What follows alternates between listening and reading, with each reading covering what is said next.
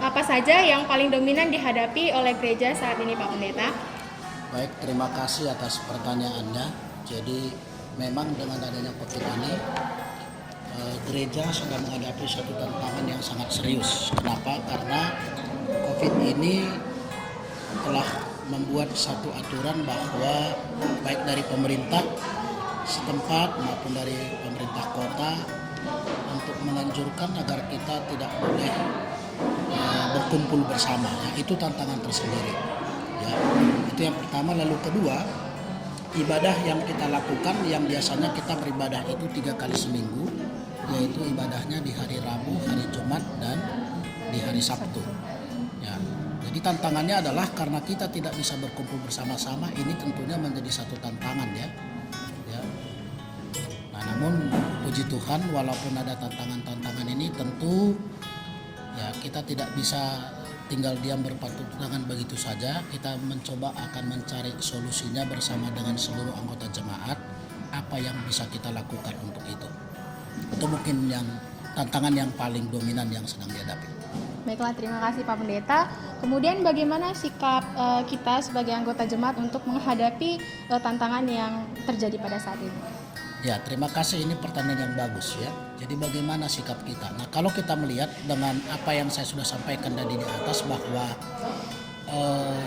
karena COVID ini mengharuskan kita untuk harus ya menjaga jarak, kemudian tidak berkumpul rame-rame, maka gereja mencoba menyikapi dengan membuat aturan-aturan dalam ibadah. Yang pertama, bahwa kita akan beribadah di gereja itu tidak lagi 3 kali seminggu, tetapi hanya sekali seminggu, ya, yaitu pada hari Sabtu. Dan itu pun tempat duduknya itu kita atur dengan baik. Artinya ya tempat duduk itu kita kasih tanda, ya paling sedikit jaraknya, yang biasanya mungkin satu bangku bisa sampai 5-6 orang, maka sekarang satu bangku itu hanya 3 orang. Nah, itu paling banyak. Lalu kedua, setiap anggota kita juga haruskan kalau datang beribadah itu harus yang memang betul-betul dalam keadaan sehat, ya, tidak dalam keadaan sakit atau batuk atau flu dan lain sebagainya. Kemudian yang berikut juga yang kita lakukan supaya ibadah itu tetap bisa berjalan. Nah, kita juga melihat bahwa ya karena ini kan COVID, kan tidak mungkin kita tidak beribadah begitu ya. Jadi mungkin yang kita lakukan adalah ibadahnya, waktu ibadah kita kurangi, kemudian pertemuan ibadah juga kita kurangi. Ya, tadinya 3 kali seminggu, maka sekarang kita buat hanya sekali seminggu. Namun yang tetap poinnya adalah bahwa jemaat itu tetap merasakan bagaimana pelayanan firman Tuhan yang disampaikan dalam setiap pelayanan.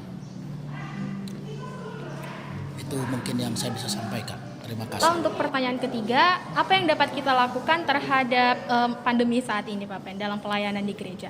Baik, jadi yang kita lakukan sekarang dengan tantangan yang kita sudah hadapi tadi, maka yang pertama yang kita lakukan adalah apapun ceritanya, jemaat itu kan harus tetap beribadah.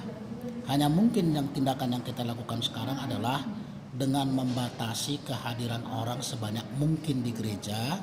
Itu sebabnya kita buat batasan umur.